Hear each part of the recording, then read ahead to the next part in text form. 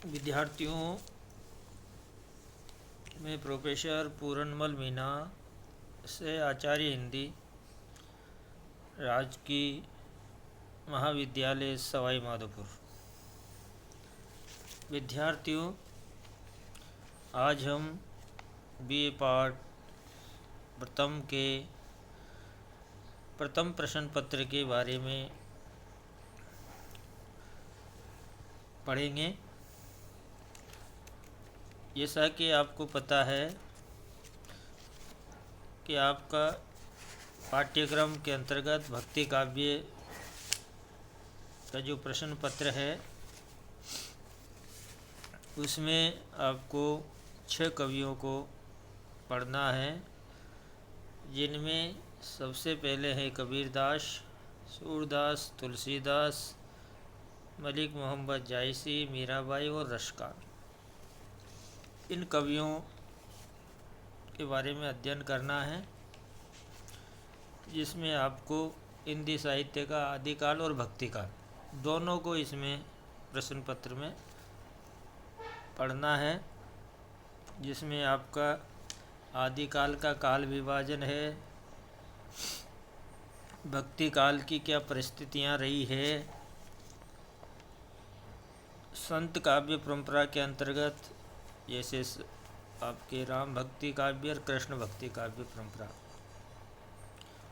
उसी प्रकार से सूफी कवियों के बारे में भी जानकारी करनी है, और संत काव्य की प्रमुख विशेषताएं कौन कौन सी है, इसका भी हमें पाठ्यक्रम के अंतर्गत चर्चा करेंगे।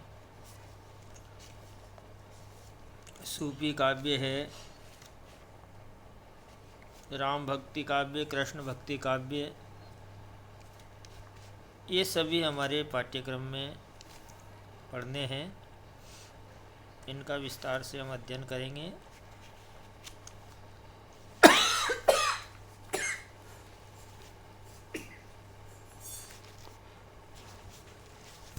विद्यार्थियों, सबसे पहले भक्तिकालीन कवि के रूप में हमारे पाठ्यक्रम में जो है कबीरदास के जीवन परिचय, उनके सिद्धांत, उनकी सोच आदि के बारे में हम थोड़ी सी जानकारी लेंगे। जैसे कि कबीरदास का जन्म 1456 ईस्वी के अंतर्गत काशी में बताया गया है, और देहावसान संवत 1575 मगहर में बताया गया है। कबीर के बारे में कहा जाता है कि कबीर को ज्ञान मार्गी कवि के रूप में जाना जाता है। इनके जन्म के बारे में अनेक किंवदंतियाँ रही है, विवाद भी रहे हैं। कोई निश्चित स्थान इनके बारे में नहीं बताया गया है। कहते हैं कि इनका भरण पोषण मुस्लिम परिवार में हुआ और इसीलिए इन्होंने भक्त कवि के रूप में स्वीकार किया गया। इनके गुरु संत रामानंद, जो कि भक्ति काल के उत्तम स्तंभ के रूप में जाने जाते हैं, उनके ये शिष्य रहे हैं। और कहते हैं कि इनका जन्म के साथ ही हिंदू धर्म के संस्कारों का प्रभाव दिखाई देता है।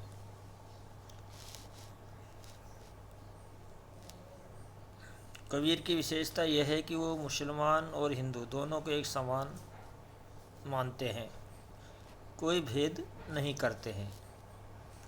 इनकी रचनाओं को हम पढ़ेंगे तो उसमें इस बात का प्रमाण आपको मिलेगा,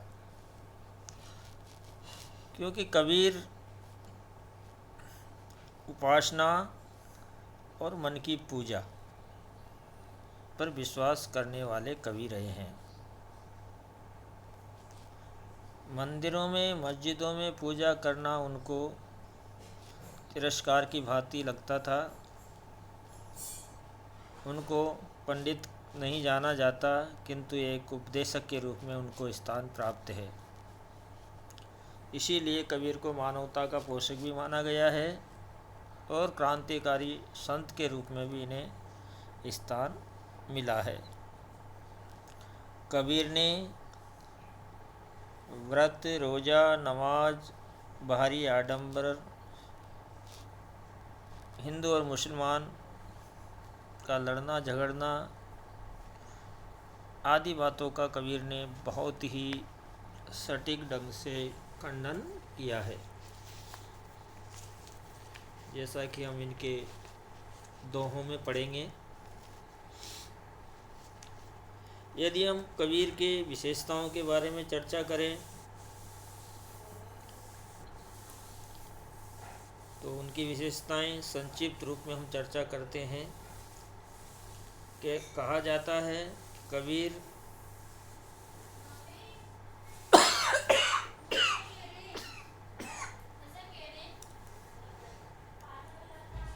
उच्च कोटि के कवि के साथ साथ सत्य के उपासक और साधक के रूप में भी जाना जाता है। कबीर की वाणी में सभी रसों का समावेश है, किंतु आध्यात्मिक का भाव सबसे अधिक है।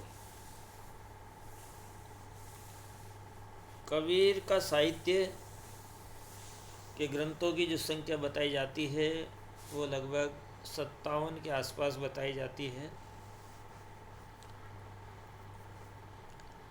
कबीर ने जो है अपने दोहे लिखे हैं उनमें गुरु की महिमा है, संत का महत्व है, योग की भावना, भक्त की महिमा, सत्य वचन बोलना, माया से दूर रहना, नाम का स्मरण करना, सत्संगति, कुसंगति की हानियों के बारे में, साधु की महिमा, नारी की निंदा, विनय आदि पर अधिक प्रभाव दिखाया है। कबीर की जो आलोचना पद्धति है उसमें स्पष्टवादिता है, निष्पक्षता का भाव है और एक सबसे श्रेष्ठ चीज़ जो देखने को मिलती है वो है समन्वयवादी दृष्टिकोण, जिसमें हिंदू, मुस्लिम, सिख, ईसाई सभी धर्मों के प्रति आदर की भावना कबीर के मन में दिखाई देती है। कबीर ने भेदभाव को दूर करने के लिए अपनी कविताओं में प्रमुखता दी है, क्योंकि वो केवल मानवतावाद के पोषक, विचारक भी कैसे प्रगतिशीलवादी विचारक के रूप में हमारे सामने आए हैं। कबीर का काव्य इस बात का प्रमाण माना जाता है। कबीर का जो शिल्प पक्ष है वो बहुत ही सहज है, सरल है, व्यक्ति के जीवन से जुड़ा हुआ है, जो गहन अनुभूतियों के साथ व्यक्त किया गया है। विद्यार्थियों कहा जाता है कि कबीर की अपनी कोई भाषा नहीं थी, केवल सांकेतिक भाषा या प्रतीकात्मक भाषा हम कह सकते हैं। कोई साधुकड़ी भाषा के रूप में भी मानते हैं, जैसे साधुओं की जो भाषा है वही कबीर की भाषा है, अपने स्वयं की कोई भाषा नहीं है। इनके काव्य में ओज गुण प्रधान माना गया है।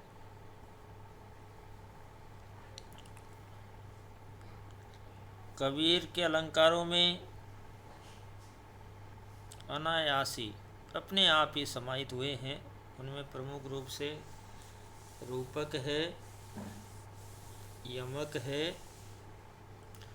सलेस है, उपमा है, उत्प्रेक्षा है आदि अलंकारों का समावेश जो है दिखाई देता है। इसीलिए कबीर को अपने युग के कवियों में सबसे श्रेष्ठ उस युग के कवि के रूप प्रतिनिधि के रूप में जाना जाता है। इसीलिए कला पक्ष उनका चाहे थोड़ा कमज़ोर हो, लेकिन भाव पक्ष में श्रेष्ठता दिखाई देती है। विद्यार्थियों, अब इनके दोहे छंदों के बारे में हम कल चर्चा करेंगे जो हमारे पाठ्यक्रम में हैं, जिनमें सबसे पहली जो छंद है उसके अंतर्गत पढ़ेंगे हम गुरुदेव को अंग। विद्यार्थियों, हम किसी भी रचना को प्रारंभ करने से पूर्व मंगलाचरण आदि का उल्लेख करते हैं। यानी हम कोई भी शुभ कार्य करते हैं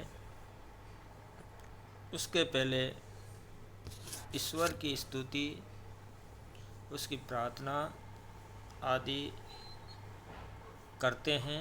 उसी कड़ी में कबीर भी जो है यहाँ पे अपनी साखियों में गुरुदेव के प्रति अपना नमन, अपनी भावनाएं इस छंद में व्यक्त करते हैं।